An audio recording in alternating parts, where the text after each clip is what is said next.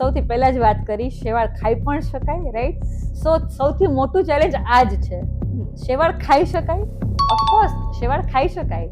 આપણે પાણીમાં ટાંકામાં થતી હોય એ શેવાળની વાત નથી કરતા. આપણે એક બેક્ટેરિયાની વાત કરીએ છીએ, જે સાયનોબેક્ટેરિયા નામની વસ્તુ છે. સાયનોબેક્ટેરિયા જે પાણીમાં થાય છે, જેને આપણે સ્પિરુલિના, જેને આપણે શેવાળ કહીએ છીએ, એ એક ટાઈપનો બેક્ટેરિયા જ છે. આપ દહીં પણ ખાતા હશો, બધા લોકો દહીં પણ ખાતા હશે, એમાં લેક્ટોબેસિલસ નામના બેક્ટેરિયા હોય છે, રાઈટ? તો એ જ વસ્તુ, સેમ કોન્સેપ્ટ આમાં લાગુ પડે છે, બરાબર છે? દહીંમાં પણ બેક્ટેરિયા હોય છે, એવી જ રીતે સ્પિરુલિનામાં પણ બેક્ટેરિયા હોય છે. અને સાયનોબેક્ટેરિયા તો એવી વસ્તુ છે કે જેનો બહુ મોટો ફાળો છે. જો આપણે વાત કરીએ ને, તો એ કેવી રીતે, થ્રુ ઓક્સિજન ફિક્સેશન કરવાનું કામ.